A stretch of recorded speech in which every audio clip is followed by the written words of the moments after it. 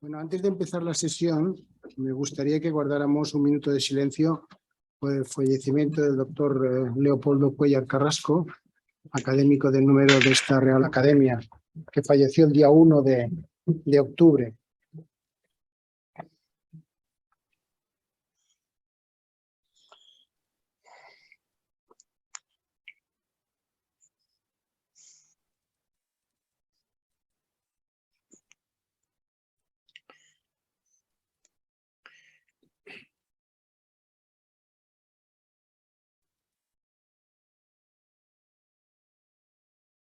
Muchas gracias. Y bueno, vamos a iniciar la sesión. Quiero dar la bienvenida a los presentes y a aquellos que están siguiendo la sesión científica por vía virtual. Y antes que nada, pues vamos a tener, creo, una conferencia de mucho interés que nos la va a dar la ilustrísima señora doña Beatriz Muñoz Hurtado. Y como es norma, pues tengo que hacer un pequeño currículum vitae de la conferenciante, ¿no? Es licenciada en veterinaria por la Universidad Complutense de Madrid y bueno, ingresó como funcionaria del Cuerpo Nacional en el año 1988, ¿no? Pertenece a la 36ª promoción del Cuerpo Nacional Veterinario, según he podido ver en la escalilla del Cuerpo Nacional, ¿no? Bueno, una vez ingresada en el Cuerpo Nacional, pues trabajó como funcionaria en los servicios periféricos de la Administración del Estado, concretamente en el Ministerio de Sanidad y Consumo, y como funcionaria del Ministerio de Administraciones Públicas en el área funcional de Sanidad dentro de la delegación del Gobierno de Madrid. Y desde el año 2004 en el Ministerio de Agricultura y en la actual Subdirección General de Sanidad, Higiene y Trazabilidad Animal. Bueno, tengo que decir pues que efectivamente pues, es una subdirección muy importante, es una subdirección que tiene muchas relaciones internacionales, que tiene que tomar pues, posturas algunas veces difíciles, y concretamente pues representa al Ministerio de Agricultura en REMESA, que es la Red Mediterránea de Sanidad Animal, y también es el punto de contacto con la antigua OIE, hoy Organización Mundial de Sanidad Animal, con la FAO y también con la OMS. Y bueno, por último quería decir que también es representante del MAPA como vocal de la Comisión Interministerial para Ordenación Alimentaria, la CIOA, y representa también al Ministerio como vocal de la Comisión de Coordinación. Ya saben ustedes que el Ministerio de Consumo, el Ministerio de Sanidad y el Ministerio de Agricultura pues tienen que estar en coordinación, sobre todo en temas relacionados con la Agencia Española de Seguridad Alimentaria y Nutrición. Y bueno, y con todo ello solamente indicar que es una persona experta y que tiene en mente pues establecer este tipo de contactos en temas de transversalidad en materia de una sola salud. Pues nada más, Beatriz. Y bueno, por último quería hacer también una mención a su padre, porque tuve la suerte de ingresar en el Cuerpo Nacional con su padre y desde el ingreso pues siempre tuvimos una relación muy amable, que era un funcionario realmente muy bueno, se dedicó siempre a la producción animal, ¿no? A la sanidad. A la producción animal antigua, ¿no? Sí. Con todos los temas de genética, alimentación en la mano, y luego pues ocupó durante muchos años la jefatura del Servicio Provincial de Ganadería de Segovia, ¿no? Donde todavía pues Beatriz tiene mucha relación con Segovia, ¿no? Pues nada más, muchísimas gracias. Muchas gracias, Arturo, por estas palabras, y le agradezco especialmente la mención a mi padre. La verdad es que mi padre vivía la veterinaria. O sea, él era veterinario, pero para él la veterinaria lo era todo, ¿no? Como tú dices, era un concepto más antiguo, ¿no? De lo que es ser un veterinario, y bueno, y eso pues me lo debió trasladar a mí, ¿no? Porque yo, bueno, pues estudié la carrera y yo creo que él estaría muy orgulloso de... Él ya falleció y no me pudo ver en este puesto, ¿no? Como su directora general de Sanidad Animal, y yo creo que a él le hubiese gustado mucho, o sea que te lo agradezco mucho. Bueno, hoy vamos a hablar de enfermedades emergentes en el contexto de una sola salud. Yo en primer lugar quería agradecer la presencia a los que habéis venido aquí en la sala, y también a la gente que nos está escuchando desde fuera, y en especial, bueno, Arturo, por haberme invitado y darme la oportunidad de presentaros parte del trabajo que hacemos en nuestra subdirección. En nuestra subdirección llevamos todo el control de enfermedades. Hay algunos que estamos trabajando últimamente mucho y están en la mente de todos, como puede ser todas las labores de prevención y vigilancia para evitar en la medida de lo posible que nos entre la peste porcina africana o otras enfermedades que están en el norte de África, como pueden ser la fiebre aftosa, o luchando, ¿no?, con enfermedades que tenemos endémicas en España y luchando ahora mismo con una enfermedad que de repente nos ha aparecido como la viruela ovina y caprina, enfermedad ausente desde el año 58. Pero hoy no vamos a hablar de eso, hoy vamos a hablar de otra serie de enfermedades, porque vamos a hablar en el contexto de una sola salud. Entonces vamos a hablar más de enfermedades zoonóticas. Desde el año 2020 y a raíz de la pandemia de COVID-19 en la que aún estamos inmersos, muchos términos sanitarios han pasado a la cultura popular, ¿no? Ahora todo el mundo de repente sabe lo que es una PCR, cosa que era impensable, ¿no? Hace 3 años preguntarle a alguien, ¿no?, que era una PCR sería imposible, ¿no? Pues ahora todo el mundo sabe perfectamente lo que es una PCR, bueno, al menos sabe que es un método de diagnóstico, ¿no? Sabe lo que son los anticuerpos, todo el mundo se cree experto en inmunidad, ¿no?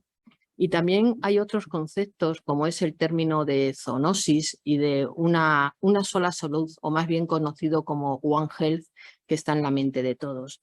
Pero además, no solamente ahora mismo este término, el término One Health, está en la mente de la calle, sino que también forma parte del trabajo de los organismos internacionales.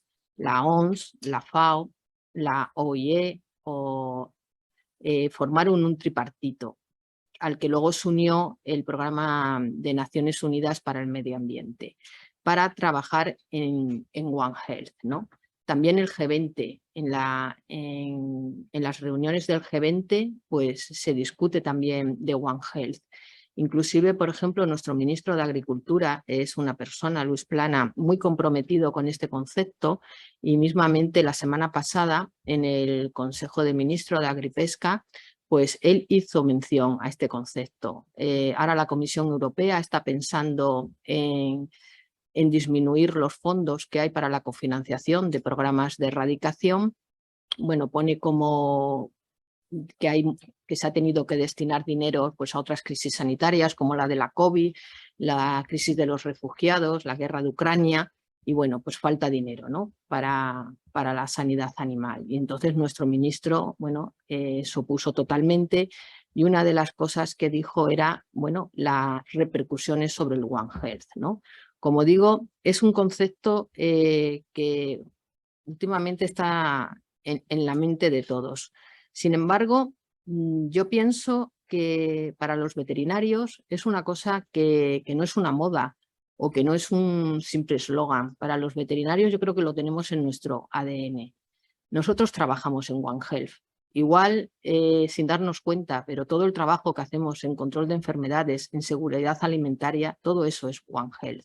De hecho, nuestro lema es Hygiene Pecoris Salud Populis, la higiene del ganado, la salud del pueblo. O sea que para los veterinarios, como digo, es One Health puro y duro. Sin embargo, también es un concepto que encontramos en cualquier documento relativo a preparaciones ante futuras pandemias. Pero yo creo que es un concepto que se repite, pero que muchas veces se queda en eso, en un concepto teórico. Entonces, yo creo que es muy importante trabajar este concepto. Yo que sí que pienso en la necesidad de desarrollar este concepto One Health y trabajar en él, pero eso supone promover relaciones de colaboración y comunicación con otros organismos para hacer un enfoque integral. Y eso desde el respeto a todos.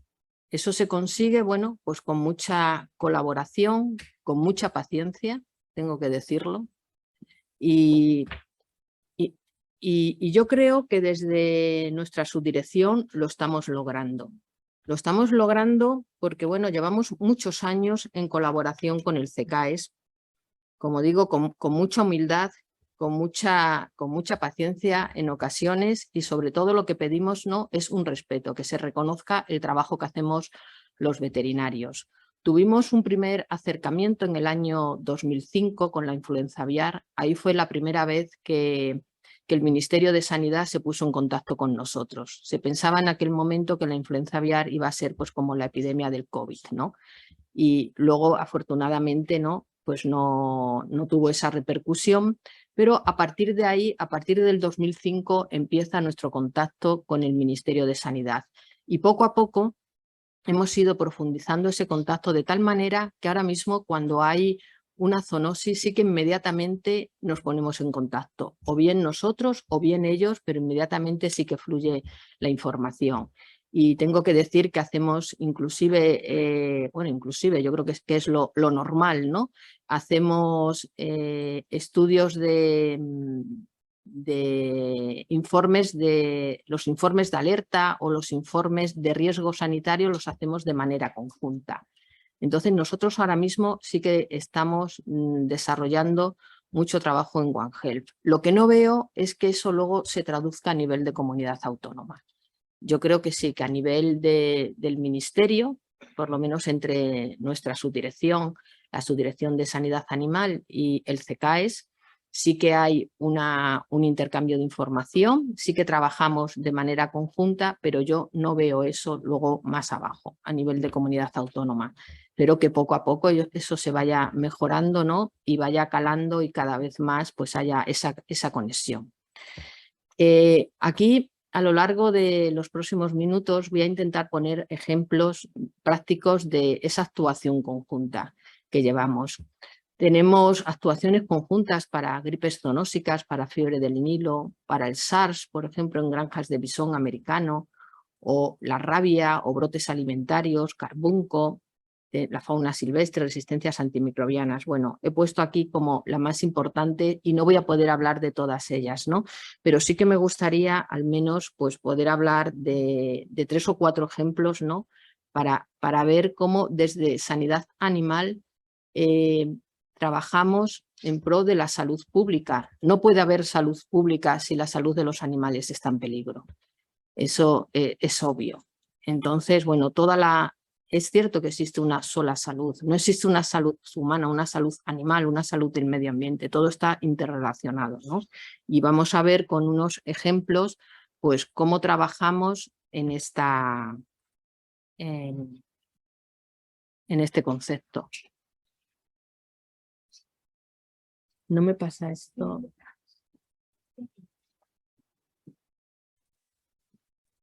¿Cómo?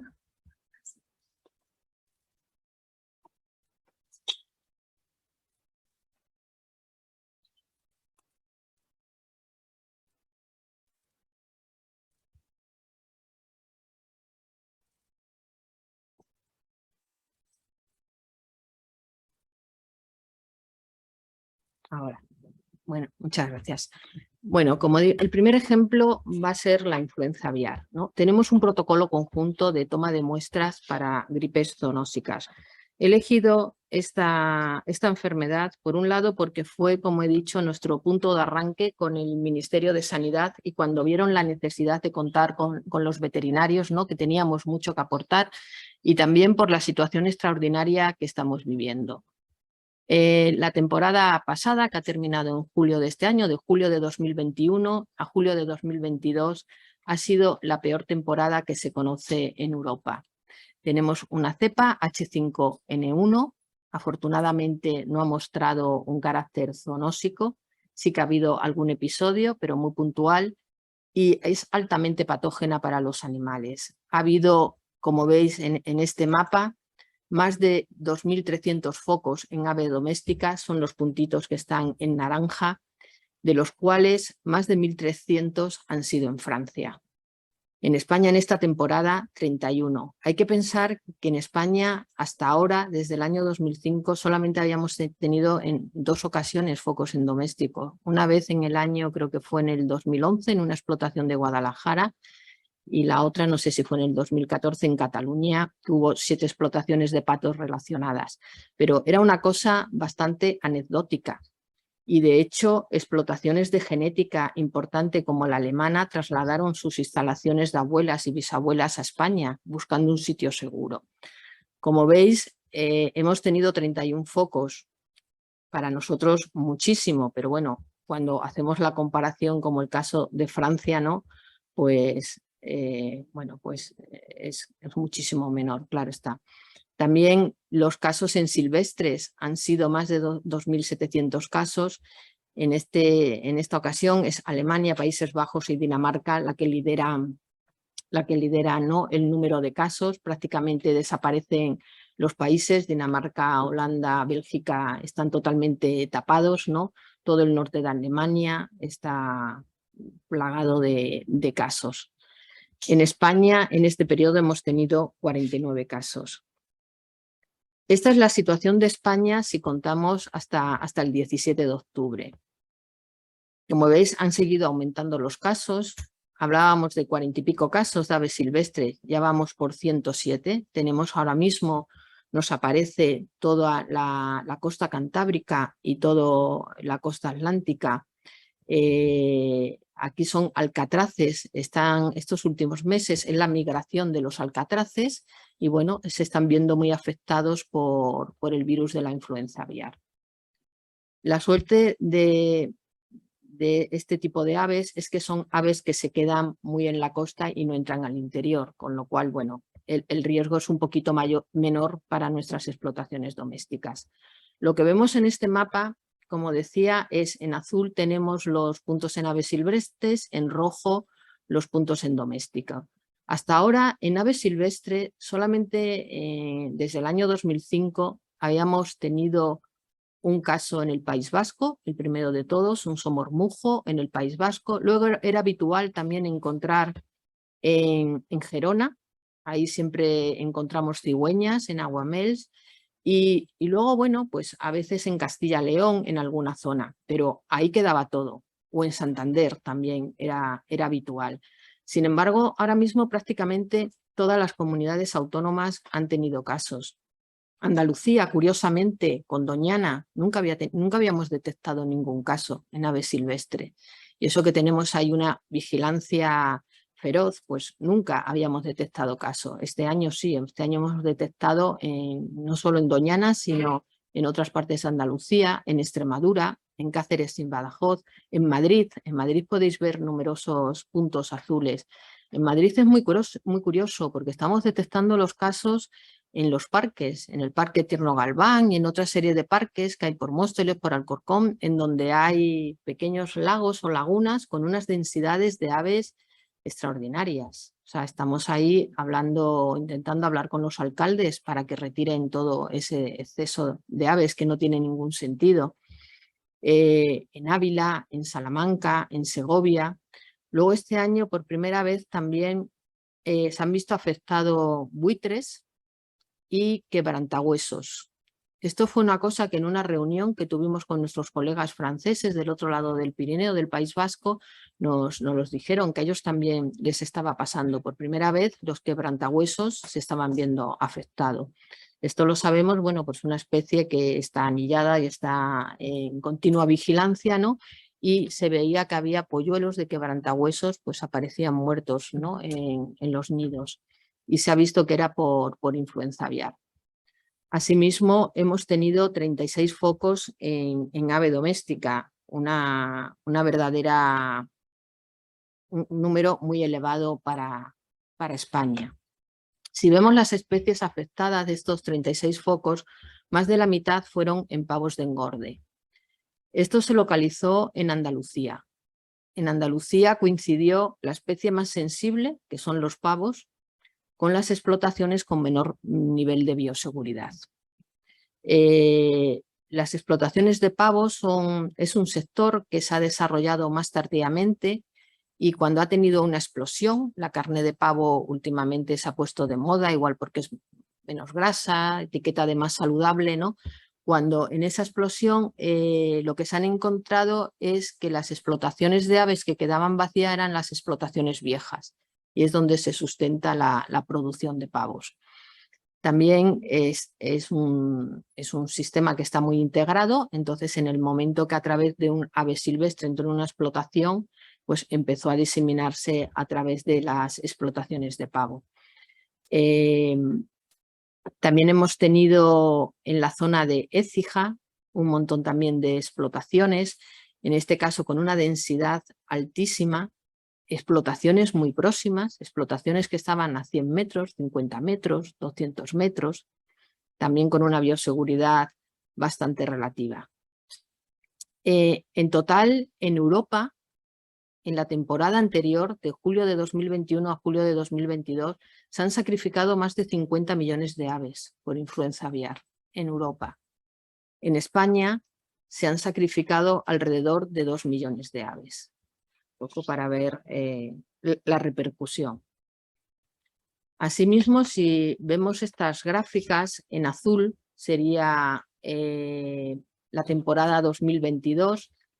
Arriba, a la izquierda, vemos que, bueno, pues se ve por la gráfica, ¿no?, como la incidencia mucho mayor que ha habido este año, ¿no? Meses en los que, por ejemplo, en el mes de marzo, en toda Europa, el año pasado hubo 244 casos, en la temporada 2021, en la temporada 21-22 hubo 767, por ejemplo. Si vemos en la parte de abajo, vemos los casos en silvestres. Aquí, sin embargo, sí que vemos que a lo mejor en el 2021 hubo un pico mayor en unas épocas del año, en febrero, marzo y abril, pero lo más significativo de esta gráfica es como la enfermedad en las aves silvestres ya endémica. Antiguamente había un momento en los meses de junio, julio, agosto, septiembre que no detectábamos aves. Había un parón y no se detectaban casos. Este año no. Este año, bueno, habéis visto la diapositiva con toda la costa cantábrica. Todo eso se ha dado ahora, en octubre, finales de septiembre, octubre, con lo cual ya vemos que el virus ya no hace falta que venga desde Rusia, desde el este, sino que ya lo tenemos en nuestras propias poblaciones. El Ministerio de Agricultura tiene un programa de vigilancia. Este programa está basado en una vigilancia pasiva, tanto en aves silvestres como en aves domésticas, y bueno, pues sobre todo es detectar mortalidades anormales o caídas en la producción o en la ingesta de pienso de agua, ¿no?, que nos puede hacer sospechar de que podemos tener la enfermedad. Y también tenemos una vigilancia activa, una vigilancia a través de pruebas serológicas que se reparten, ¿no?, entre las 17 comunidades autónomas y según las categorías de las aves. Esta sería el número de explotaciones y de aves analizadas. Bueno, se han analizado 732 explotaciones de aves de corral y además se han analizado más de 1.200 aves silvestres. Como veis, tenemos una vigilancia regular, bastante exhaustiva, de vigilancia activa, ¿no?, además de la vigilancia pasiva. ¿Cómo se actúa? Cuando se detecta un caso de influenza aviar en fauna silvestre, eso lo que nos tiene que hacer es alertar, ¿no? Nos da información de que el virus está circulando en un territorio en concreto, y lo más importante es el censado de las explotaciones cercanas, bueno, conocer cómo están las explotaciones cercanas y su bioseguridad. Es un toque de atención, ¿no? Es un toque de atención para todas esas explotaciones. Se hace un refuerzo de vigilancia en la zona, además de la notificación inmediata a la OIE, a la Unión Europea, y asimismo hacemos una comunicación pública. Hay que decir que los casos en fauna silvestre no afectan al comercio exterior. Eso en principio es en teoría. Luego en la práctica siempre hay algún país, ¿no?, que inmediatamente que notificas un caso te cierras. Pero bueno, en teoría la notificación de un caso en fauna silvestre no debería tener repercusiones para el comercio, y lo que nos informa, bueno, es pues eso, que el virus está circulando y que tenemos que estar muy atentos y mejorar y extremar al máximo la bioseguridad de nuestras explotaciones. Asunto diferente es cuando la influenza aviar entra en una explotación. Ahí inmediatamente hay que tomar medidas para intentar contener en la manera de lo posible la dispersión del virus.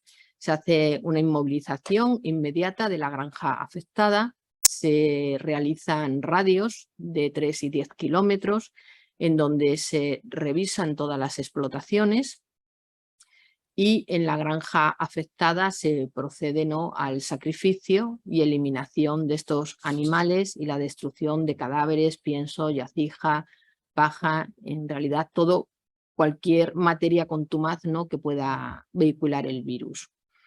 A nivel práctico, para nosotros ha sido un desafío. Estábamos acostumbrados a tener que sacrificar 1 o 2 granjas por influenza aviar. Este año hemos tenido a la vez varias granjas. Normalmente se hace con CO2, con estos tipos de contenedores que están en la diapositiva. Y también hemos tenido, por ejemplo, a la hora de poder enviar a planta los pavos, tuvimos muchos problemas porque las plumas, los digestores de las plantas se estropeaban. No era posible, ¿no? Con lo cual tuvimos que proceder en muchos de los casos a enterramientos, con el problema añadido también de coordinarnos con medio ambiente. Era necesario una actuación rápida, pero a la vez había que coordinarse con mucha gente. Y luego, bueno, muy importante, la limpieza, desinfección final. Esto sería desde el punto de vista de sanidad animal, ¿no? Pero aquí estamos hablando de One Health. ¿Qué es lo que hemos hecho con el Ministerio de Sanidad? Con el Ministerio de Sanidad pusimos en marcha varios protocolos. Uno primero, un protocolo de actuación para los trabajadores y las personas que trabajan en las labores de sacrificio, limpieza, de desinfección. Tenemos perfectamente protocolizado qué EPIs y qué medidas, ¿no?, tienen que tomar de protección individual para reducir al máximo y proteger a estos trabajadores y asimismo, bueno, pues darles una formación. Estamos hablando que es un virus que en principio no es potencialmente zoonósico, pero no es potencialmente zoonósico para el público en general. Claro, cuando te metes en una granja a matar 100.000 gallinas, ¿no?, con una cantidad de virus circulante, pues es muy importante. Todo esto bueno, que ya lo hacíamos, ¿no?, pero a partir de 2017, en coordinación con CECAES, con el Ministerio de Sanidad, lo tenemos totalmente protocolizado. Además, desde el Ministerio de Sanidad también se han intensificado las actuaciones de tal manera que se toman muestras a los trabajadores para verificar, ¿no?, que no se ven contagiados, ¿no? Pues una vez que nosotros detectamos un caso, automáticamente se lo comunicamos al CECAES, el CECAES se lo comunica a la comunidad autónoma, a Salud Pública, y desde allí pues se realiza un cribado de estudio pues a los trabajadores. En total, de las 36 explotaciones afectadas, se han tomado muestra en 22 explotaciones y a 253 personas, tanto a veterinarios oficiales que iban a controlar, a verificar el sacrificio, como veterinarios privados, trabajadores. En todos los casos los resultados han sido negativos, salvo en uno que recientemente en una granja en Guadalajara. Lo que pasa es que es un caso que, aunque el CECAES lo ha comunicado como positivo, está todavía bajo estudio por una posible contaminación. Se trata de un trabajador. De los 12 trabajadores de esa granja, solamente uno dio positivo con un CT muy alto. Cuando se le repitió a los 2 días dio negativo, su pareja negativo, se le ha vuelto a tomar muestras y negativo. Nosotros pensamos que más bien es una contaminación. Además, luego hemos sabido cómo se han tomado esas muestras y la verdad que yo creo que ahí no ha sido lo más adecuado. En vez de citar a los trabajadores al inicio de antes de empezar su jornada laboral, estaban con sus labores de sacrificio y de repente empezaron a las 8 de la mañana y de repente a las 10 les comunican que tienen que ir todos al centro de salud. Lo normal hubiese sido, bueno, pues antes de empezar la jornada, ¿no? Que vienes totalmente ya duchado de tu casa, ¿no? Con tu ropa, no ahí de repente cambiarte tal. Bueno, yo pienso que es una contaminación, pero bueno, de momento está notificado y así se le ha notificado a la OMS y salió en todos los periódicos como el primer caso prácticamente en Europa. Y ahora mismo se está estudiando, se está haciendo un estudio serológico para verificar o no si en realidad ha habido una replicación en esa persona y es una infección o en realidad es una contaminación. Como he dicho, participamos junto con el CECAES en la evaluación rápida de riesgo. Y bueno, como ya he dicho anteriormente, tanto la OMS como el ECDC, ¿no? Dice que el riesgo para la población en general es muy bajo. Aquí no estamos como en Asia, ¿no? Donde las explotaciones son como son y se convive con la gallina, ¿no? Aquí son explotaciones muy profesionalizadas, entonces el riesgo para la población general, bueno, pues nunca, riesgo cero no existe, bueno, pues riesgo muy bajo. Y inclusive es riesgo bajo para los trabajadores con exposición ocupacional en estas explotaciones. Siempre no, que se tomen todas las medidas. Y desde luego no hay ningún riesgo para el consumo de carne de aves o de huevos. De todas formas, lamentablemente, cada vez que notificamos un caso de influenza aviar, pues siempre sí que se resiente un poco el ama de casa, ¿no? Como lo escuche sí que lo asocia, ¿no? Al consumo de carne, de huevos y es muy difícil, ¿no? De romper eso, pero desde luego no hay ningún riesgo. Este año lo que hemos tenido la semana pasada es un caso muy curioso. Por primera vez hemos detectado un virus de influenza aviar de alta patogenicidad H5N1 en una granja de bisón americano en España. Como digo, bueno, es peculiar, pero tampoco es tan extraño. O sea, este virus ya se ha detectado este año y en años pasados en mamíferos, en zorros, es habitual detectar virus de gripe de influenza aviar. Asimismo en focas, muchísimas focas se han reportado, ¿no? Inclusive en bisones yo la verdad que no lo conocía, pero bueno, cuando detectamos este caso, pues empezamos a investigar y vimos que también era habitual. Por ejemplo, en China, que son grandes productores de bisones, pues está muy reportado también la posible existencia, ¿no? de este virus en bisones. Como veis en el mapa de la izquierda, está un puntito en A Coruña donde estaba la explotación, Una explotación con prácticamente 52.000 animales. En este caso no, inmediatamente lo comunicamos al CECAES, claro está, en cuanto lo supimos, y a la comunidad autónoma, porque no es lo mismo encontrar este virus en un zorro, un individuo aislado o en una foca, que en una explotación con 52.000 animales donde el virus está replicando, ¿no? En grandes cantidades. Tampoco nos extrañó, teniendo en cuenta, si veis el mapa de la derecha, ¿no? Todos los casos detectados de influenza aviar en alcatraces, y con lo cual sabíamos que el virus estaba por esa zona, y lo que nos dijeron al hacer la encuesta epidemiológica, que había muchísimas gaviotas. Hablaban de miles de gaviotas, me decían, no lo sé cuántas había, pero muchísimas gaviotas. Las explotaciones de bisones no son explotaciones cerradas a cal y canto, son explotaciones abiertas y bueno, pues tampoco nos extrañó, ¿no? Que apareciese, era novedoso, ¿no? Pero tampoco era extraño. Una explotación que contaba con 12 trabajadores, de los cuales 11 se encontraban expuestos al contacto con los animales.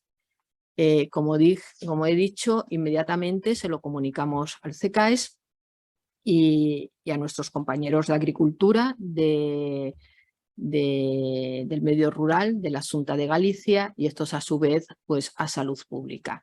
Y Salud Pública, en coordinación con Agricultura, decidió las siguientes medidas, que era, bueno, la inmovilización de la granja. Eso lo hizo Agricultura, nada más conocer el resultado, tanto de los animales como de sus productos y sus subproductos, y se decidió de manera conjunta el sacrificio de la totalidad de los bisones.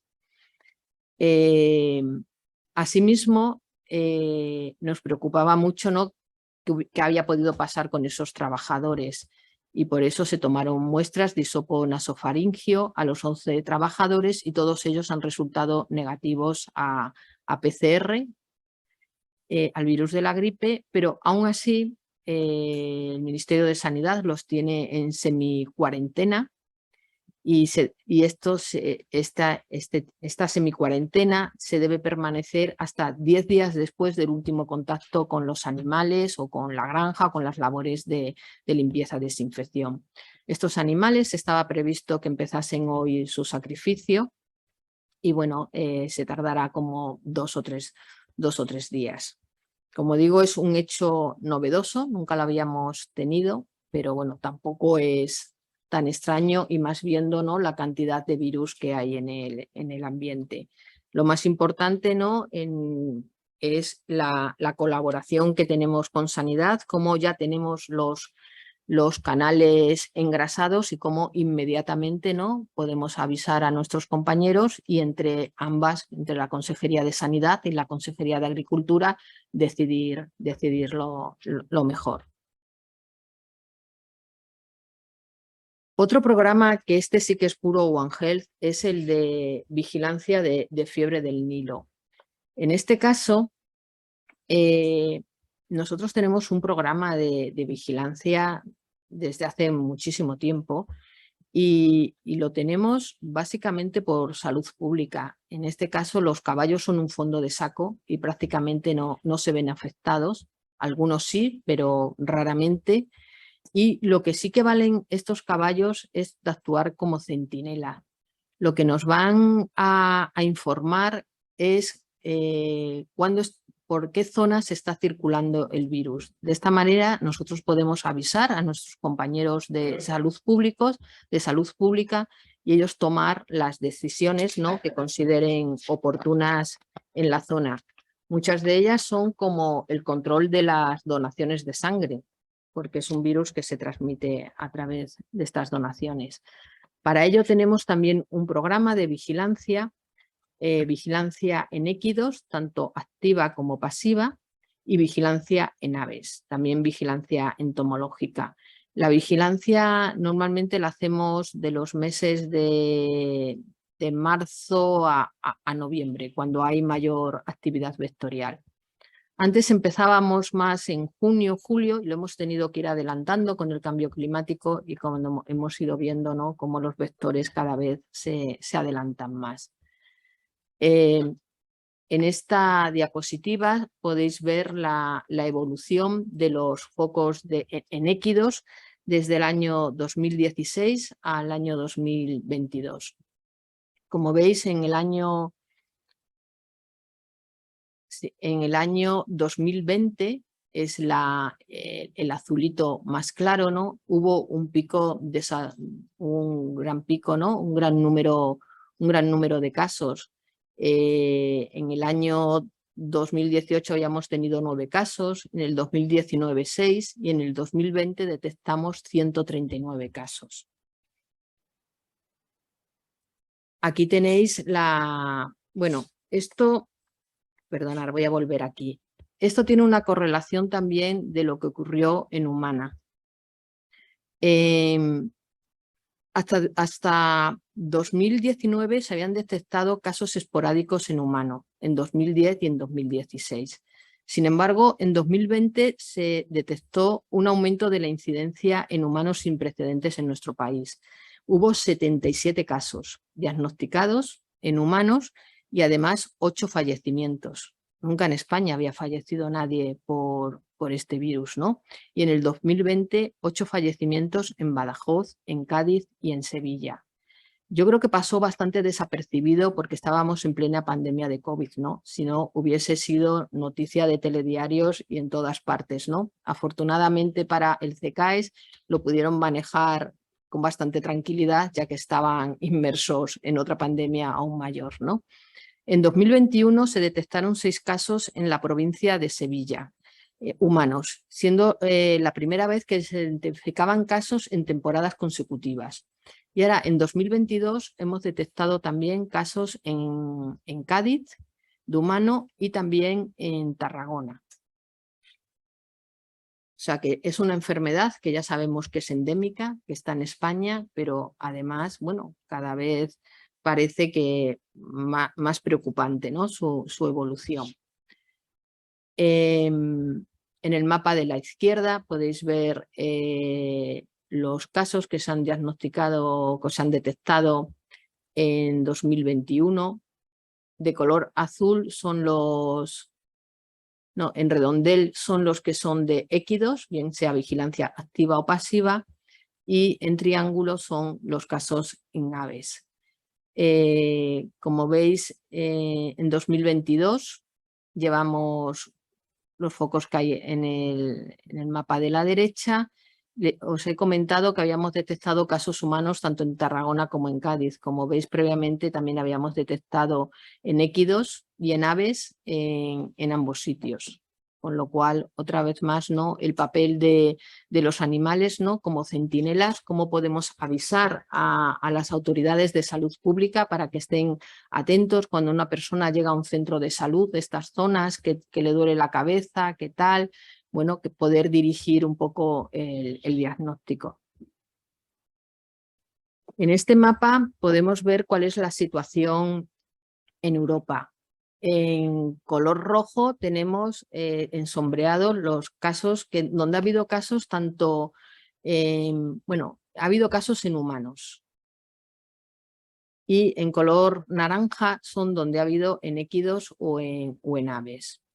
Como veis, en el resto de Europa, en la mayor parte de las ocasiones ha habido casos en humanos. Bueno, en España sí que hemos detectado en Salamanca, en Badajoz, en Valencia por primera vez este año y solamente en animales, ¿no? Pero es importante, bueno, tener estos datos. Antes la zona de distribución habitual era Cádiz, Huelva, se fue aumentando a otras zonas de Andalucía, se fue aumentando a Extremadura, ya es normal. Tarragona, Gerona, también Tarragona sobre todo es normal y son zonas ya endémicas en España. Y además, como digo, cada vez afecta más al humano.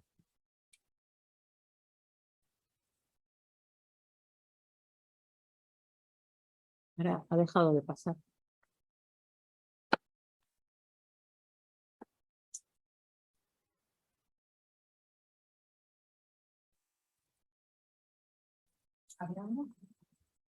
No.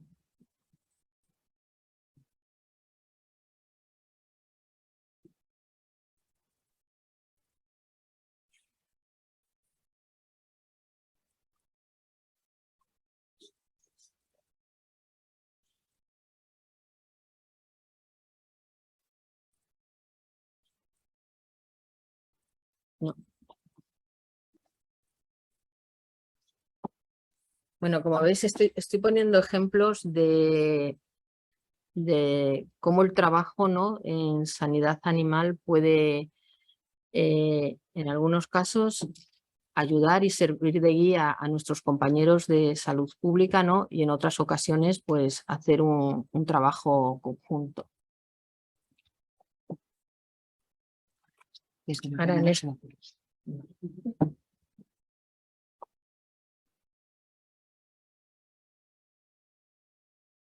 Ahora.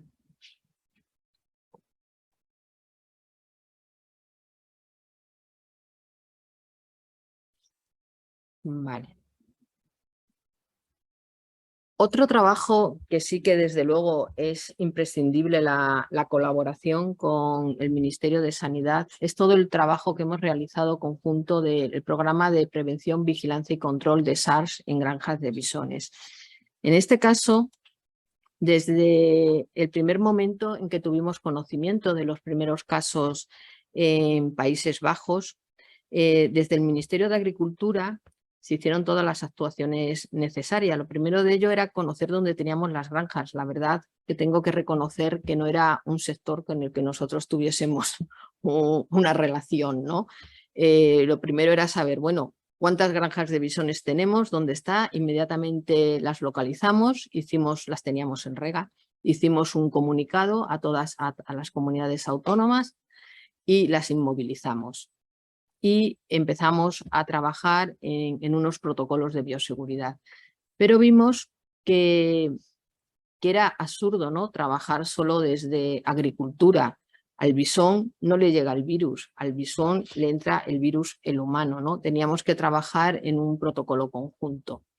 En España, este sector, la verdad es que es un sector relativamente pequeño. Tenemos 27 explotaciones activas. La mayor parte están en A Coruña, 22, y luego en Galicia tenemos otras 3, y luego ya tenemos una en Ávila y otra en Castellón. Teníamos una muy importante en Teruel, pero fue la primera que se vio afectada y que se sacrificó. En total tenemos 750.000 bisones, incluyendo reproductoras y crías. Como he dicho, desde el primer momento en abril de 2020 en que se conoce la primera noticia de un brote, ¿no? Un primer caso de SARS-CoV-2 en Holanda, en bisones de Holanda, nosotros lo que hicimos fue contactar con los servicios veterinarios oficiales de estas comunidades autónomas que tenían granjas de bisones, lo primero para inmovilizarlas y hacer un refuerzo de las condiciones de bioseguridad en las explotaciones. Y sobre todo lo que más nos preocupaba era evitar el contacto de los animales con trabajadores afectados o sospechosos de estarlo, porque lo que vimos en la granja de Teruel es que ahí a los bisones no les afecta, o sea, los bisones seguían con sus niveles productivos normales.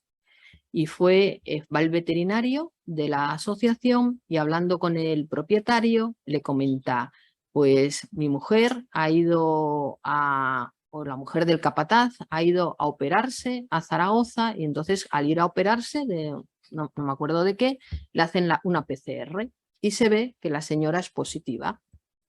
Entonces se lo hacen al marido, ellos vivían en la granja además, se lo hacen al marido, tal, y entonces se descubre, ¿no?, que los trabajadores, que hay un montón de trabajadores positivos. Luego vamos a los bisones y los bisones son positivos.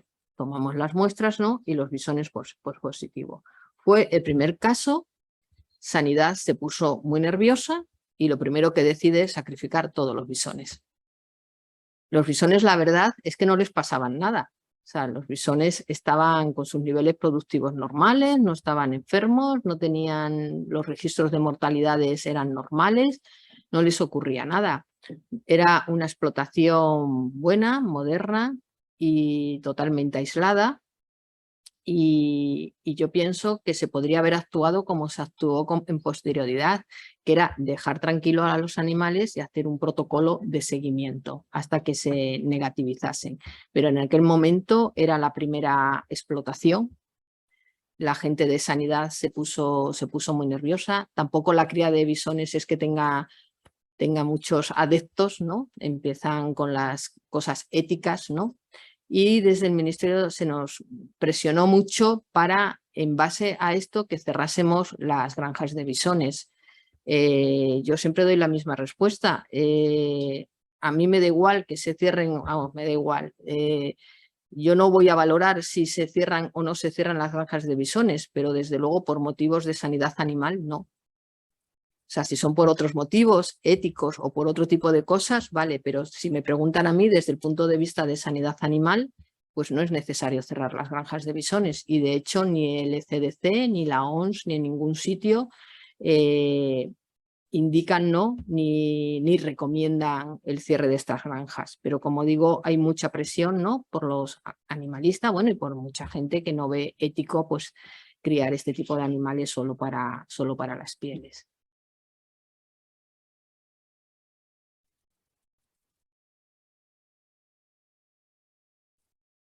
Bueno, parece que quiero ir para atrás.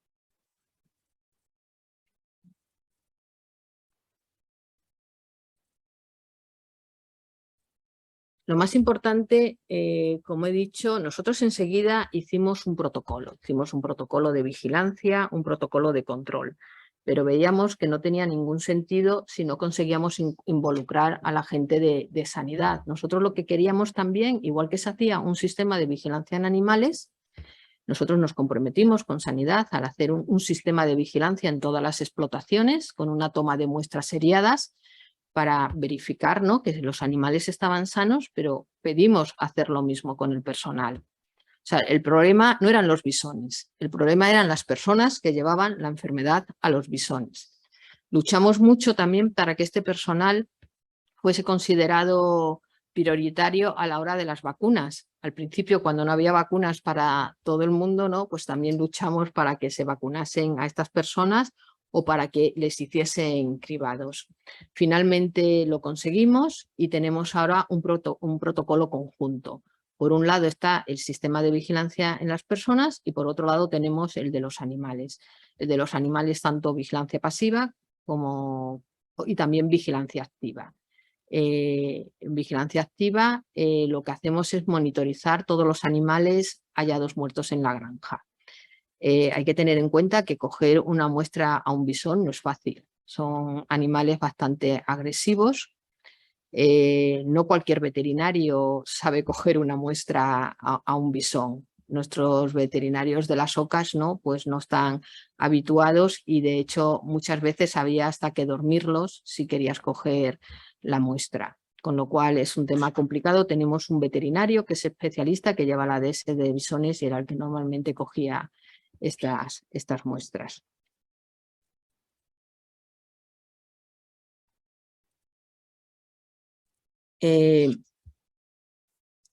Bueno, lo que también intentamos con este cribado, ¿no?, es prohibir la entrada a la explotación de los trabajadores positivos. Y también que los trabajadores se acostumbren, ¿no?, a entrar con medidas de protección individuales, a unas mascarillas, a una higiene, cosa que, bueno, pues es un sector que la verdad no tenía demasiadas medidas de bioseguridad. Normalmente cuando se detecta una sospecha, automáticamente se inmoviliza la explotación, se realiza el muestreo y análisis laboratorial y, como digo, actualmente lo que se hace es un protocolo de análisis seriados hasta que los bisones se negativizan. Actualmente no se lleva a cabo el sacrificio. Así, desde junio de 2020 hasta el día 30 de septiembre hemos analizado más de 10.000 muestras de bisones. Todas ellas se analizan en el laboratorio de Algete. Tenemos a través del programa activo de vigilancia activa más de 3.000 muestras, 2.000 muestras por vigilancia pasiva. En un primer momento, en el año 2020, con todo el revuelo que hubo en Holanda, Dinamarca, pues enseguida nos venían muchas sospechas, ¿no?, que luego analizábamos y eran negativas, y casi 4.000 muestras por ese seguimiento que digo de explotaciones positivas. En total hemos detectado 18 focos, uno en Aragón, la granja de Teruel, que se sacrificó, 15 focos en Galicia. De momento solo se han sacrificado 2 granjas, la primera, que también se actuó como la de Teruel, y esta última, pero en este caso esta granja de bisón que se ha sacrificado, se está sacrificando es por influenza aviar, no por COVID. Hemos tenido también un foco en Valencia y un foco en Ávila. Esta explotación de Ávila otra vez ha vuelto a meter animales. En este caso la verdad es que es un poco triste porque aquí fue positivo el propietario y su madre, y la madre falleció por COVID. En un primer momento el señor estaba muy afectado, dijo que no iba a volver a tener bisones, finalmente sí que ha vuelto a llenar la granja. Por tanto, este sí que es un buen ejemplo, ¿no?, de coordinación y colaboración entre las autoridades de sanidad animal y salud pública. Si bien a lo mejor no tanto en el inicio, ¿no?, donde nos costó mucho, ¿no?, hacer ver el punto de vista de sanidad animal y la necesidad de tener un protocolo conjunto, que se nos exigía mucha vigilancia y control de los animales, pero no se hacía nada en los trabajadores, ¿no? Pero lo conseguimos, ¿no? Nos costó un poquito, nos costó sacrificar 2 granjas, pero bueno, al final, ¿no?, conseguimos esa coordinación y colaboración. El gran esfuerzo que está haciendo Algete para todo el muestreo y análisis y bueno, y todas las campañas de información y concienciación que hacemos al sector. Otro ejemplo, a lo mejor también muy obvio, ¿no?, de colaboración con salud pública, ¿no?, es toda la investigación de brotes de toxinfección alimentaria. Esto sí que es totalmente, todos los programas que tenemos, lo tenemos por salud pública. En Europa, los serotipos que son objeto de control, Salmonella enteritidis, Salmonella typhimurium, no afectan a nuestras aves. En Europa la Salmonella gallinarum, Salmonella pullorum, estas han desaparecido, ¿no?, que son las que sí tenían un efecto devastador sobre las aves, con lo cual si tenemos este programa, y un programa muy costoso, muy laborioso, es totalmente desde un punto de vista de salud pública. La salmonela sigue siendo el agente causal que es más frecuentemente notificado en brotes alimentarios. En Europa ha habido más de 52.000 casos reportados, más de 6.000 necesitaron hospitalización y 57 fallecimientos. Y además lo que estamos también viendo es que hay en muchas de estas cepas, muchas de estas bacterias salmonelas, en estos brotes están desarrollando mucha resistencia, lo cual también es muy importante. Sobre todo son los huevos y los ovoproductos los que más se dan en estos brotes alimentarios, pero también la carne de cerdo. No todos los serotipos, bueno, hay más de 2.000 serotipos de salmonela, serobares. En Europa se investigan 5, se investigan enteritidis y typhimurium, y también en reproductoras de Herpes infantis y Typhimurium monofásica. Se ve que enteritidis es la que más afecta a los broilers y a las ponedoras, y sin embargo Typhimurium afecta más al porcino. Eso sí que lo tenemos también estudiado. Aquí podemos ver en la gráfica de abajo son el programa de vigilancia en animales, en aves. En la gráfica de arriba son los casos en humana. Sí que se ve que cuando se iniciaron los programas de control de salmonela en animales, sí que se ve, ¿no?, que hay una disminución. Hay una disminución en el caso de los humanos. Y más o menos hasta el año 2016 existe una correlación. A partir de ese año, los casos en aves han continuado disminuyendo, sin embargo, sí que hay un relativo aumento, ¿no?, de los casos de humano. Por ello, ahora mismo se está, dentro de los grupos de trabajo de la EFSA, se está valorando incluir otro tipo de serobares que no estamos investigando. En España existe, bueno, en España y en Europa, existe el Programa Nacional de Control del Salmonella. Es un programa que está armonizado a nivel de la Unión Europea, o sea que en todos los países de Europa se hace de la misma manera. Se analizan tanto gallinas reproductoras, tanto de carne como de huevos, gallinas ponedoras, pollo de engordes, pavos, y todo este programa está basado en autocontroles y controles oficiales. También en medidas de bioseguridad, en guías de buenas prácticas, en vacunación. es todo un conjunto de actividades las que se desarrollan. Tenemos desarrolladas unas bases de datos donde recogemos toda la información, tanto de los autocontroles, de los controles oficiales, como las encuestas de bioseguridad. Todo esto es muy importante a la hora de cuando se notifica un brote, cuando sabemos cuál es la explotación supuestamente afectada, de dónde vienen los huevos, pues enseguida vemos a ver cómo están los últimos autocontroles, controles oficiales, hace una trazabilidad. Asimismo, tenemos guías de buenas prácticas de higiene, que las hacemos en colaboración con el sector. La vacunación es una de las recomendaciones más importantes, sobre todo en ponedoras. Y también tenemos manuales específicos para la limpieza y desinfección tras el vaciado de las naves. ¿Cómo actuamos? ¿Cuál es la coordinación que tenemos ante un brote alimentario? La verdad es que cuando se produce un brote de salmonela con afectación en humana es imprescindible la coordinación, ya que son varias las administraciones que se ven implicadas.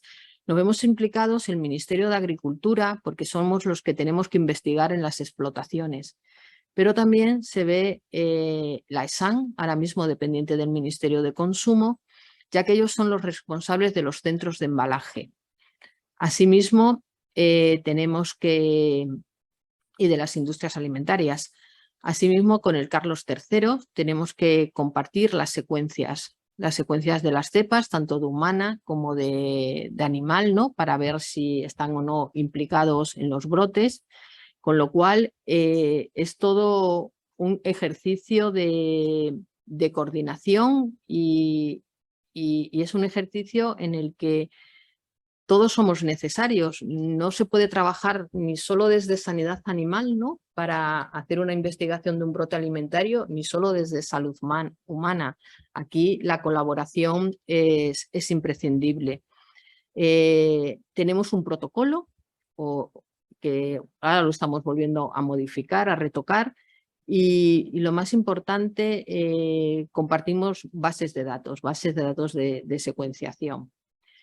Como he dicho, en cuanto hay un brote, lo primero es investigar la trazabilidad, revisar los autocontroles y controles oficiales, realizar las visitas oficiales, las tomas de muestras.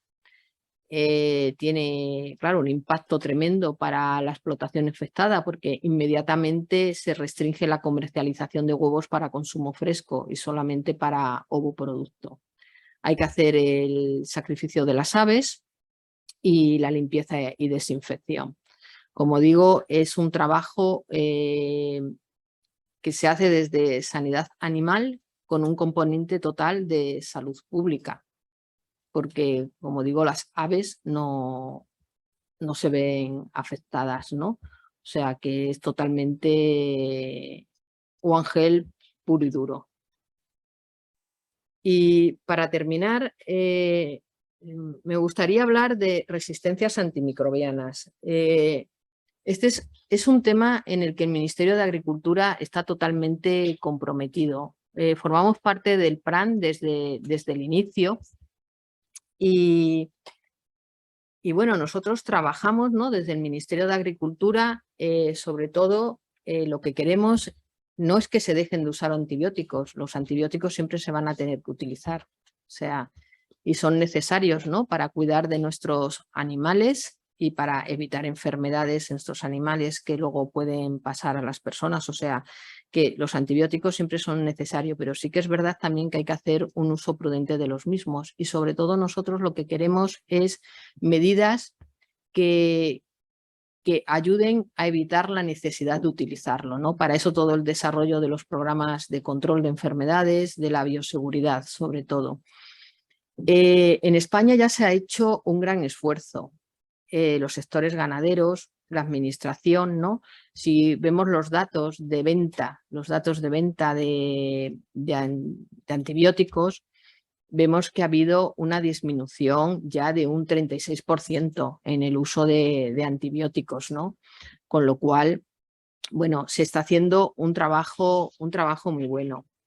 Sin embargo, ya se ha vuelto No, ya funciona. Sin embargo, esto que estoy diciendo, que es muy positivo, ¿no? Todo el trabajo que está haciendo España, que está muy comprometida, cuando lo ponemos en el contexto europeo, vemos que todavía nos queda camino, ¿no? Hemos trabajado mucho, pero nosotros somos la barra roja. Nuestro índice es 154 miligramos PCU, cuando la media europea son 89. Por tanto, estamos por encima de la media europea y muy por encima de, digamos, nuestros competidores, ¿no? De Francia, de Dinamarca, de Alemania. O sea, nos supera Chipre, Polonia, Italia, Hungría, Bulgaria, Portugal. Todos los demás, ya no estoy hablando del norte de Europa, ¿no? Con otro clima, otras condiciones, pero estoy hablando de países pues como Alemania o como Francia con un 56, como Países Bajos, ¿no? Entonces, aunque estamos trabajando muy duro, creo que todavía tenemos suficiente margen de mejora.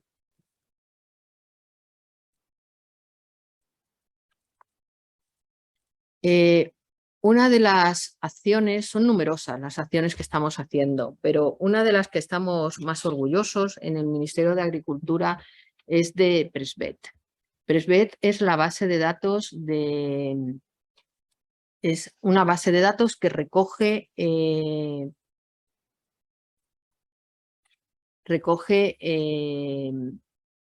ciertos datos de la receta veterinaria. Para ello hemos creado, bueno, esta base de datos que veis aquí, a la que están obligados todos los veterinarios prescriptores a comunicar. Y luego, a partir de aquí, podemos sacar multitud de datos, ¿no? Que nos puede ayudar pues, para tomar medidas, ¿no? Y controlar mejor un uso prudente de antibióticos. ¿Qué es lo que recogemos en esta base de datos? Lo que queremos saber es quién, qué, cuándo y dónde. O sea, quién está recetando, el nombre y los 2 apellidos, el número de colegiación, la provincia, qué es lo que está recetando, en qué forma farmacéutica, número de envases, formatos, si es prescripción ordinaria o excepcional. Muy importante, cuándo, la fecha de la prescripción y en dónde, el código REGA y la especie animal. Todo esto pues nos da una información tremenda, ¿no? Y así desde enero de 2019 hasta junio de 2022 han comunicado datos más de 4.665 veterinarios y tenemos en el sistema más de 6 millones de prescripciones. Se han notificado datos de aproximadamente 158.000 explotaciones. Todo esto, con todo lo que recogemos, ¿no? Podemos hacer análisis de muchos tipos. Podemos o bien desagregar por piensos, por otras farmacéuticas, por familias de antibióticos, por comunidades autónomas, por especies, por explotación ganadera. O sea, podemos hacer todos los estudios que queramos. Por veterinario, también vemos que hay veterinarios, ¿no? que prescriben muchísimo más que otros. Cuando analizamos, por ejemplo, el número de prescripciones en relación al consumo, vemos que donde hay un mayor número de prescripciones es en el vacuno, ¿no? Seguido muy de cerca del porcino. Sin embargo, el gran consumidor es el porcino, ¿no? Es lógico porque en vacunos hacen más tratamientos individuales, ¿no? En porcino es lógico que tengan el primer lugar, ¿no? También podemos sacar datos, por ejemplo, de cómo se realiza el consumo de antibiótico, ¿no? Por forma farmacéutica. Como veis, en el caso del porcino, actualmente la mayor parte es en agua de bebida, ya no es en pienso, ahora mismo es en agua de bebida. En bovino, que pensábamos que era, bueno, pensábamos que eran inyectables y así es, ¿no? La barra morada nos dice que la mayor parte es en inyectable, pero también va teniendo cada vez mayor uso también el agua de bebida. En ovinos, sin embargo, en conejos y en peces prácticamente es en piensos. En aves es agua de bebida. O sea, como veis, podemos sacar mucha información. Podemos saber también qué tipo de antibióticos se están recetando en nuestras explotaciones. Según la categoría de la EMA, hay categoría A que son prohibidos, B, C y D. Los D son los de la categoría de menor riesgo. Afortunadamente, el 71% en nuestras explotaciones se usan antibióticos de categoría D. Sin embargo, la distribución no es igual por especie. Hablábamos, por ejemplo, que el porcino era el que más antibióticos consume, pero también hay que decir que consume sobre todo de categoría D. Sin embargo, por ejemplo, las aves que tienen un menor consumo de antibióticos, pues sin embargo utilizan antibióticos más críticos. Igual también ellos nos dicen que es porque no hay en el mercado otro tipo de antibióticos. También eso puede ser, ¿eh? O sea, entonces, bueno, como veis, tenemos muchísima información en el sistema. ¿Y qué es lo que hemos hecho con todo esto? Desde junio de este año, cada ganadero, estoy hablando de cada ganadero, recibe trimestralmente la información sobre su consumo de antibióticos. Este es el informe que recibe, porque muchas veces el ganadero, para concienciarse, dice, tienes que consumir poco o un uso prudente, pero él no sabe si está consumiendo mucho o poco, lo puede intuir, ¿no? De esta manera, cada ganadero va a recibir su consumo, pero además se lo vamos a dar en relación con los que son como él, su misma clasificación zootécnica. A un cebadero de porcino le decimos cuál es su consumo y se lo comparamos con el resto de cebaderos de porcino en España. No se lo comparamos con las reproductoras, por ejemplo, con las explotaciones de madre. O en bovino comparamos por un lado un cebadero de bovino que uno de leche. O sea, a cada uno le decimos, lo comparamos, le decimos lo que consume y lo comparamos con los que son como él. La primera parte del informe lo que viene es unos datos básicos de la explotación, el rega, la especie, el censo y los miligramos que llamamos por unidad de referencia, el consumo y el número de prescripciones. En el centro, lo que se ve aquí damos varios datos. Por un lado, damos el consumo trimestral, pero también damos lo que llamamos el consumo habitual. Eso lo explicaré ahora. Y también en esta franja de aquí sería el consumo medio para las explotaciones que son como este cebadero de ovinos. Le decimos, bueno, en este trimestre has consumido X miligramos. Tu consumo habitual se lo sacamos con la media de este trimestre y los 3 anteriores, porque puede ser que en un trimestre determinado haya tenido un proceso patológico, ¿no?, que le haya hecho consumir antibióticos de una manera excepcional, y entonces para minimizar el impacto lo que hacemos es decirle, este es tu consumo trimestral, pero tu consumo habitual pues es este, y este es el consumo medio de los que son como tú. Y además le decimos el tipo de antibióticos que consume. Esto está a disposición del ganadero y del veterinario. Se pueden dar 2 situaciones. Se puede dar una situación favorable. Bueno, tu consumo habitual es de 9,35, por ejemplo, como es este caso, y el consumo medio de los que son como tú, del resto de explotaciones de España, es un 15,25. Bueno, pues esta persona puede estar tranquila, ¿no?, y puede pensar que está haciendo las cosas razonablemente bien. Ha tenido, por ejemplo, un trimestre en que ha debido de tener un proceso o en una época del año que por determinadas causas, pero su cómputo a lo largo, con los 4 trimestres, ¿no?, le dice que está trabajando de una manera adecuada. O puede suceder todo lo contrario, ¿no?, que el consumo habitual, el consumo medio de todas las explotaciones que son como él sea de 15 y sin embargo tú pues tienes un consumo por encima de esta media, ¿no? Creemos que esta información que le está llegando al ganadero es muy importante, lo primero, para que tome conciencia, ¿no? Conciencia de lo que pasa en su explotación, que muchas veces es difícil, ¿no?, saber si consumo poco, mucho y sobre todo cómo estás en relación al resto.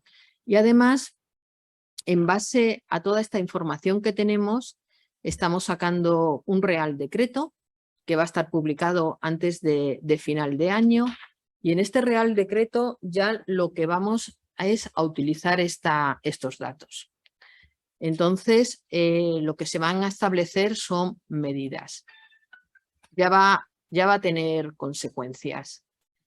De tal manera que vamos a calcular el indicador de referencia nacional para cada clasificación zootécnica y se le dirá, si superas el 3%, hasta el 3%, bueno, pues estás trabajando más o menos bien, no hace falta que hagas nada adicional. Sin embargo, si tu consumo medio está entre un 3 y un 25%, pues tienes que hablar con tu veterinario de explotación y revisar tu plan sanitario. Hay algo que estás haciendo mal, ¿no? Habla con tu veterinario y mira a ver cómo lo puedes mejorar. Si esto está todavía entre un 26 y un 50%, en ese caso ya nos ponemos un poquito más serios, ¿no?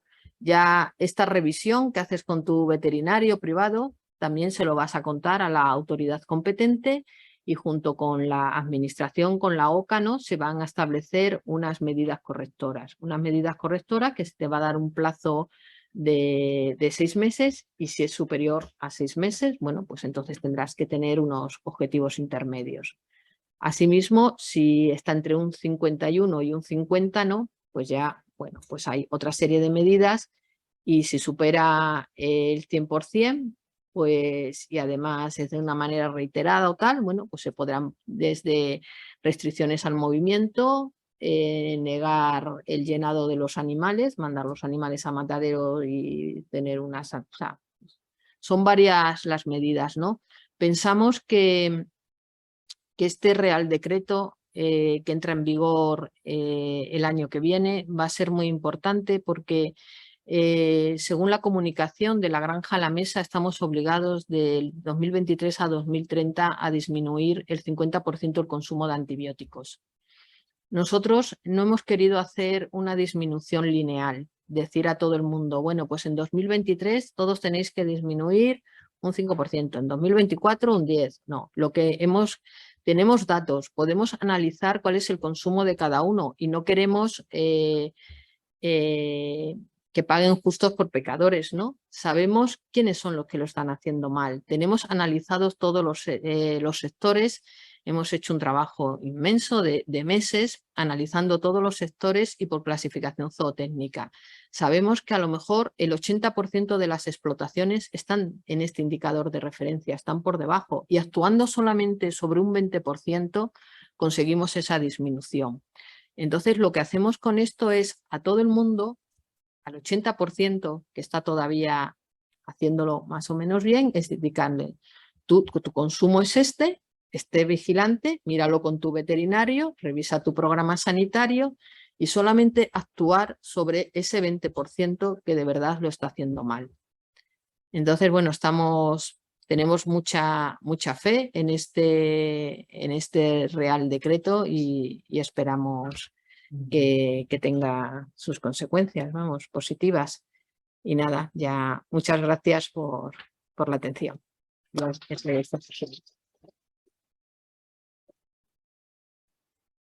Muchísimas gracias, Beatriz, por esta magnífica conferencia que ha sido amplísima, como es normal en ti.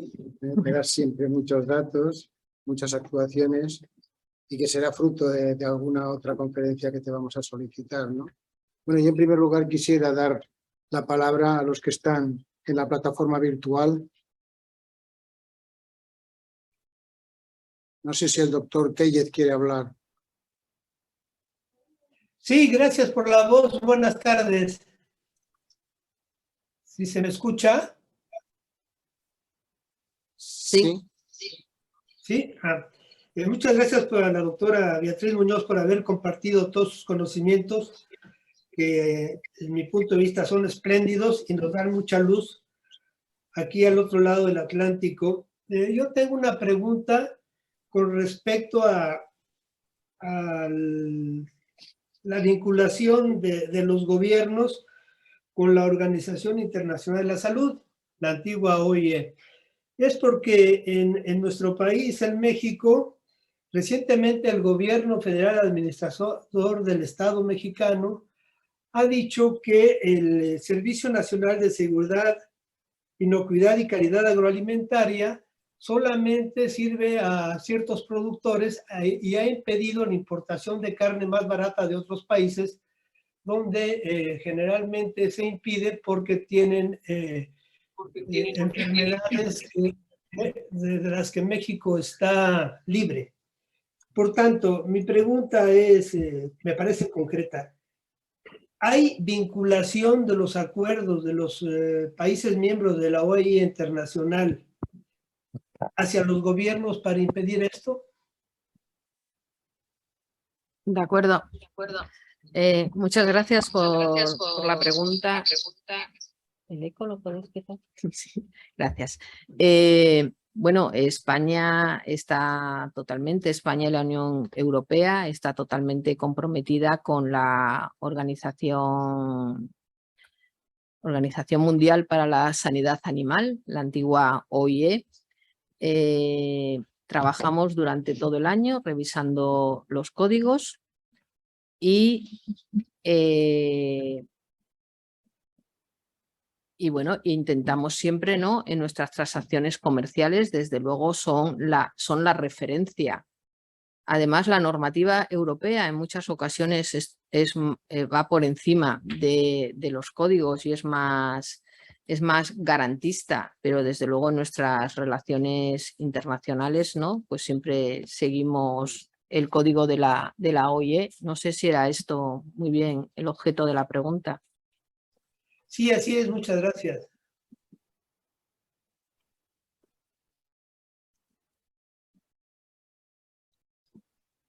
Sí, ese era, muchas gracias. Muy bien. Pues entonces, si no hay más preguntas, por favor, un académico quiere intervenir. Doctor Cristiano de Bonilla.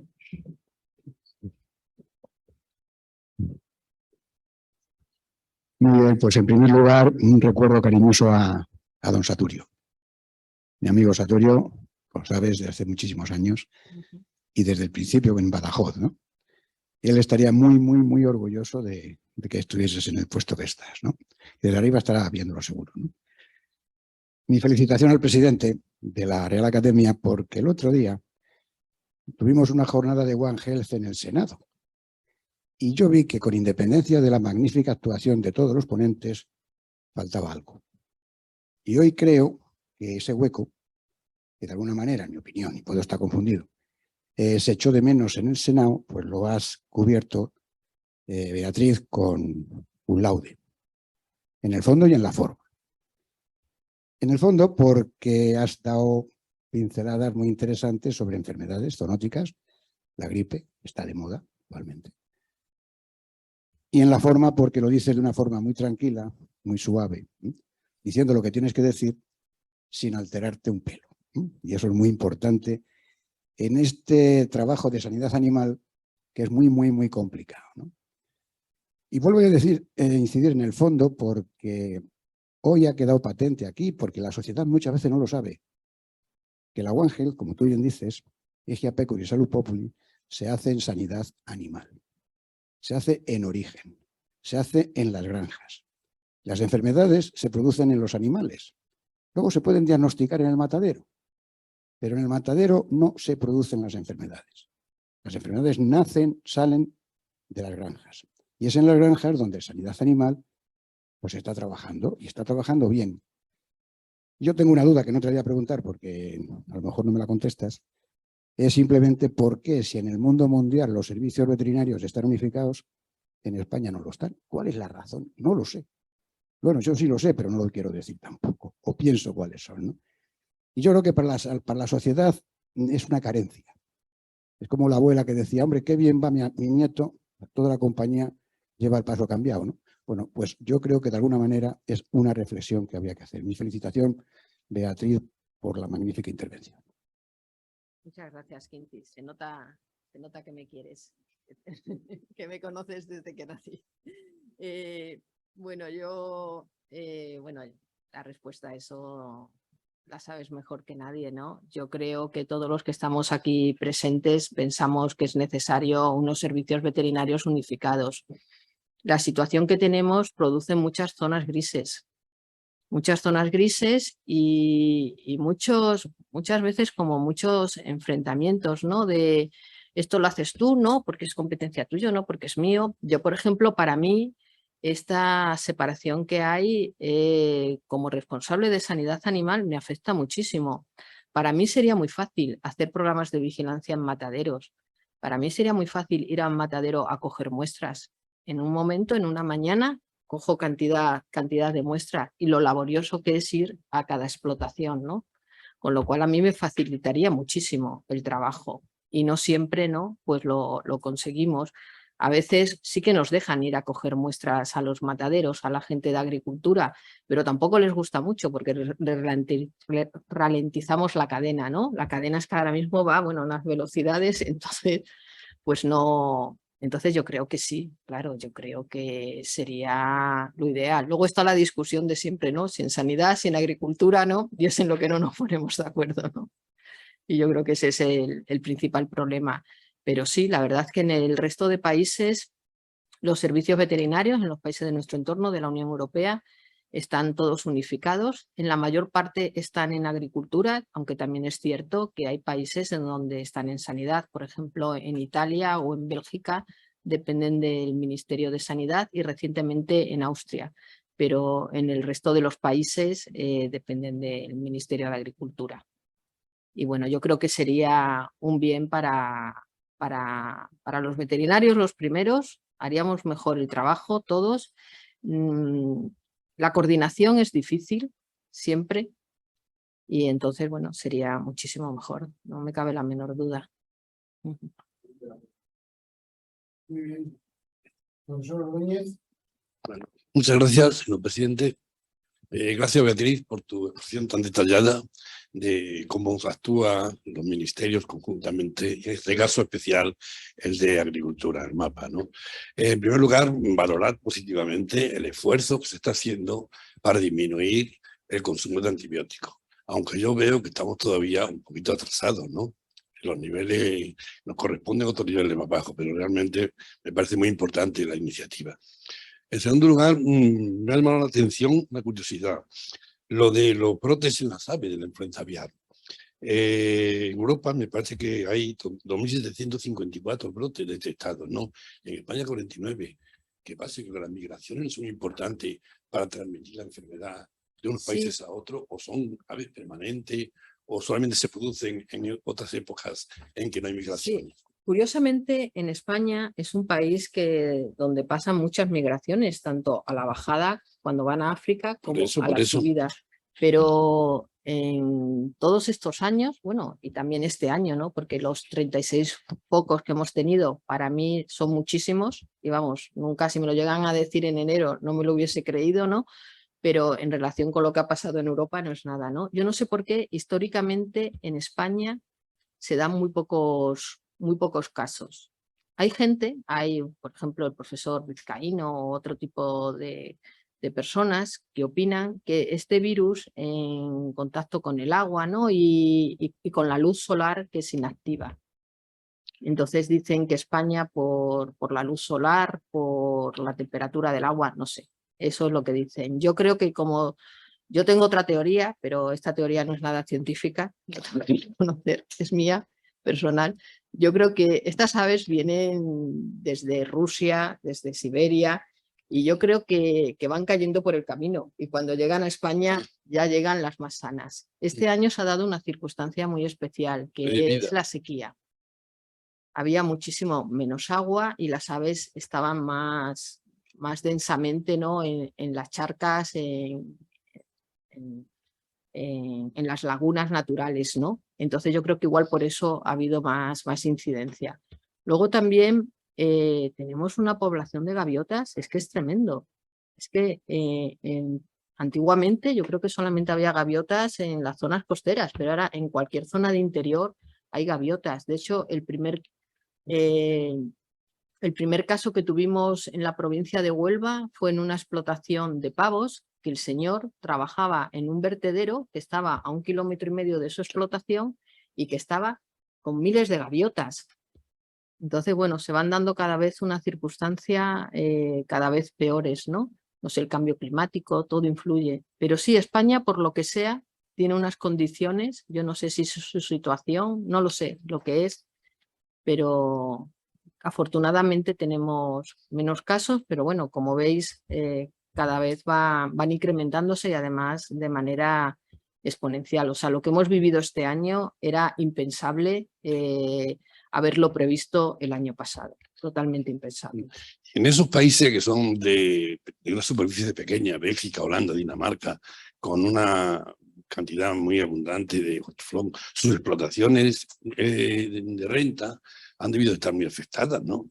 Totalmente. O sea, sí. la Además, gallina, ahí los se pavos, da mucha cría ecológica y mucha cría al exterior. Y entonces sí, bueno, como he dicho, en toda Europa se han sacrificado 50 millones de aves. Sobre todo Francia ha sido la más afectada. Le afectó a la zona tradicional del paté, toda la zona suroeste de Francia, las Landas y toda esa zona. Y este año también se ha visto afectada su genética, toda la zona de la Bretaña. Con lo cual, la verdad es que Francia tiene un problema bastante importante. Ahora se está intentando trabajar en lo que se está trabajando en la Unión Europea en una vacuna. En una vacuna para proteger. Perdón. El problema de la vacuna, se están haciendo proyectos pilotos para ver, por un lado, que proteja de los síntomas, ¿no? Que no se mueran las aves, pero lo que se ve es que no evita la dispersión del virus, ¿no? Entonces habría que hacer unos programas de vigilancia muy fuerte. Bueno, se está valorando todo eso, pero el futuro, desde luego, para ciertas zonas donde de manera repetitiva hay estos brotes, no podemos estar sacrificando 50 millones de aves. O sea, eso no se lo puede permitir la sociedad. Entonces va a ir por la vacuna, pero claro, tenemos que tener vacunas buenas, vacunas vivas, vacunas en cantidad suficiente, baratas, fáciles de aplicar y con unas ciertas garantías. Y ahora una pregunta de carácter logístico. Como hay muchas competencias transferidas a las comunidades tienen iniciativas cuando hay una alerta o cuando hay un brote o algo, o siempre parten del ministerio, de los ministerios. Sí, existe una coordinación. ¿Y es fácil la coordinación? Fácil no es, pero existe. Mensualmente tenemos una reunión de coordinación. La próxima es el 7 de noviembre. Entonces ahí nos reunimos con los jefes de servicio de sanidad animal de las comunidades autónomas y entre todos decidimos los protocolos a actuar. Ahora mismo, el 3 de noviembre, tenemos, por ejemplo, una jornada de influenza aviar en el Ministerio de Agricultura, en donde vamos a intentar aprender del pasado, ver las debilidades y las fortalezas, ver qué es lo que podemos aprender de todo lo que hemos hecho, ¿no? Y cómo podemos hacer nuevas medidas para prevenir lo que se nos viene encima este año, que no tiene pinta de cambiar. Y luego también con las comunidades autónomas lo que hacemos son protocolos de actuación. Intentamos actuar, es necesaria la coordinación, porque además los ganaderos, claro, tú no puede una comunidad autónoma de manera autónoma decir, pues prohíbo, por ejemplo, el vuelo de palomas mensajeras. Esto, que parece una tontería, es un quebradero de cabeza, y otra comunidad autónoma lo permite. O sea, siempre parece una tontería, pero lo de las palomas mensajeras ha sido terrible hasta que hemos podido hacer un protocolo. También, ¿no? O las exhibiciones, ¿se van a permitir o no exhibiciones si hay un foco de influenza aviar en la provincia? Por ejemplo, ¿se va a permitir un concurso de canto de jilgueros? Pues cosas de estas, ¿no? Entonces, estamos intentando hacer protocolos para que todo el mundo se actúe de la misma manera y con unas normas básicas de prevención para todos. Sí. Muy bien, muchas gracias. La felicito de nuevo. Muchas gracias. Muchísimas gracias, Beatriz. Tengo un chat que nos dice: muchas felicidades a la doctora Muñoz. Tengo una duda sobre si es accesible Presvet para documentar la información de uso de antimicrobianos segregada por especies animales de abasto con fines de investigación. En principio, no sé ahora mismo los datos que tenemos público. Igual tenemos algo de datos, pero en cualquier caso son datos agregados. Estos son datos de carácter personal. Están la explotación y puede tener muchas consecuencias comerciales y de otro tipo para el ganadero, con lo cual no, lo que hacemos es cuando algún investigador, no solamente para datos de PREP, sino estamos todo el día recibiendo, nosotros en la subdirección tenemos todo el SITRAN, el Sistema de Trazabilidad de España, y nos piden habitualmente datos de explotaciones. Bueno, nosotros analizamos la propuesta y lo vemos con nuestro abogado, vemos si hay algún... y normalmente damos datos agregados, pero por motivos de protección de datos. De Muy todas bien. formas, si quieren, nos pueden hacer una consulta y saber hasta qué punto podemos o no dar los datos. Muy bien. Muchísimas gracias. El doctor Tarazona tiene la palabra. Muchísimas gracias. Enhorabuena por la conferencia, ha sido maravillosa, pero no solo eso y sobre todo por la labor que está haciendo la Muchas gracias. Obviamente el poder unir sanidad animal y sanidad humana es fundamental. Mi pregunta y mi comentario es en la otra parte, que serían los aspectos medioambientales. Sí. Cuando he visto todas las imágenes, las tendencias estacionales, la localización de los focos, esa información lo que sugiere es la posibilidad de utilizar esos datos para modelizar y poder incluso prevenir en función de cambios climáticos, Así es. la previsión, cómo se hace esa modelización. Quería Sí. saber si Sí. están pensando en hacer ese tipo de evaluaciones, y como comentario personal a la respuesta que ha dado antes, creo que la lógica, y viendo los datos, indica que usted es la que tiene la razón. Muchas gracias. Sí, de hecho, utilizamos modelos matemáticos. Eso lo hacemos, por ejemplo, con la peste equina. Ya empezamos a utilizar la presencia de vectores, y con la lengua azul reforzamos ese trabajo. Hicimos unas cuadrículas en España de 20 por 20 kilómetros y poníamos trampas de mosquito. Durante varios años tuvimos muchísimas trampas, no sé decirle, pero igual había 200 trampas trabajando en explotaciones ganaderas, y recogíamos esa información todas las semanas. Tenemos un convenio con el profesor Lucientes de la Universidad de Zaragoza, y asimismo también con la Universidad de Palma de Mallorca, ahora no me acuerdo del nombre de la persona, y con ellos, con toda esa información, tenemos unos modelos matemáticos y unos mapas predictivos.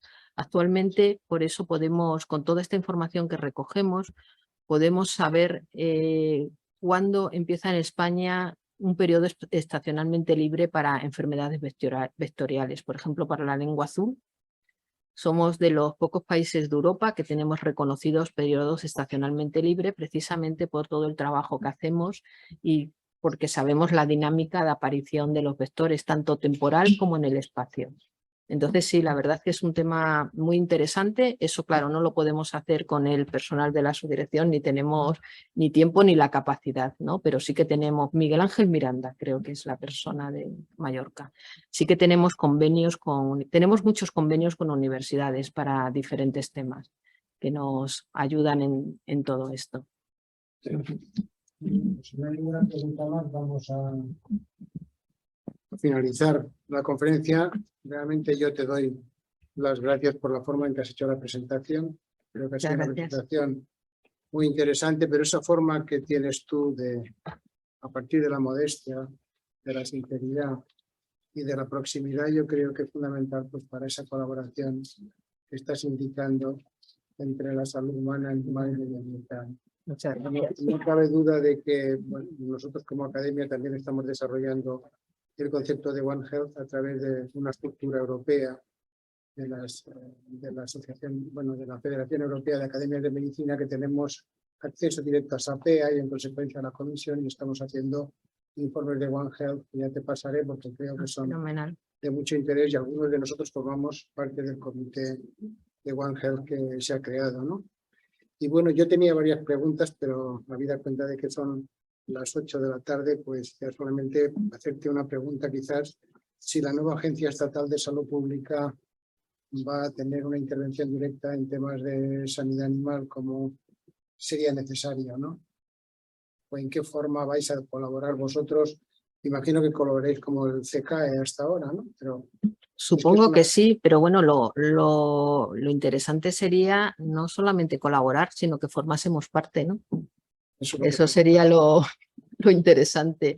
De momento lo que hay es como sacaron, no sé si era un real decreto o que era de formación de esa agencia, ¿no? Estatal de Salud Pública, y luego dijeron que tendrían que sacar la normativa con su estructura, su funcionamiento. O sea, de momento solamente hay como una cosa muy genérica que no nos deja saber si vamos a formar parte o no. Yo creo que la colaboración está muy bien, se lo comentaba antes Alberto, nosotros tenemos una colaboración muy buena con CECAES, de verdad, pero la hemos ido consiguiendo a través de, digamos, de la amistad, ¿no?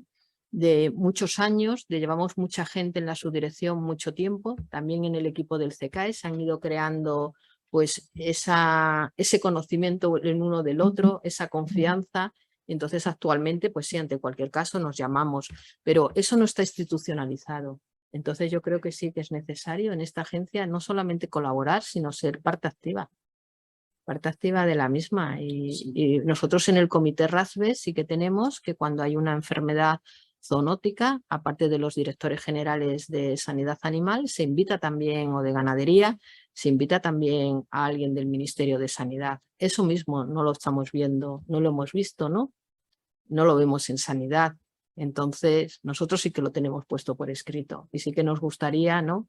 Que, sobre todo, es lo que decía antes, que nos respeten, ¿no? Que nos respeten y que vean que también podemos aportar y muchas veces más de lo que... Cuando nos conocen muchas veces se sorprenden, ¿no?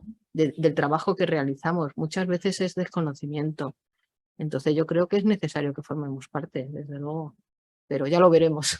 no, Una cosa es el deseo. en materia de investigación, y tengo aquí varios compañeros, habla de mi derecha, hoy día si no presentas proyectos coordinados no te dan un proyecto Sí. de investigación, porque es necesario Sí, la ahora mismo eso transversalidad está muy bien, se y está los trabajando conocimientos- mucho, los sí. conocimientos que sean compartidos por Sí. distintos grupos con formaciones diferentes que pueden potenciar sobre todo las conclusiones y dar opiniones al respecto. Sí, ahora pues, mismo en la Unión Europea se va por ese camino y yo creo que es muy acertado. Va a ser la manera de que cada vez más los grupos se conozcan, ¿no? Y interrelacionen. La verdad es que sí que ese es el camino. y nada más, Beatriz, pues hablando contigo, pues te pareces a tu padre Saturio, que desde No que sé.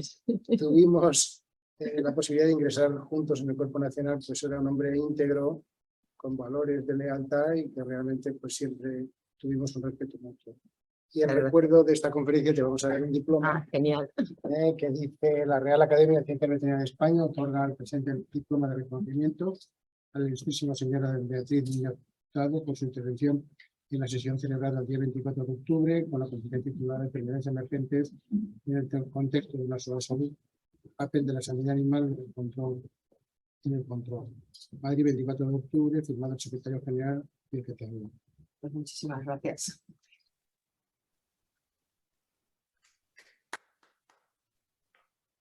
Muy bien, pues nada más, se levanta la sesión y nos veremos el próximo lunes, ¿no? Bueno, el próximo lunes no, que el puente. El puente.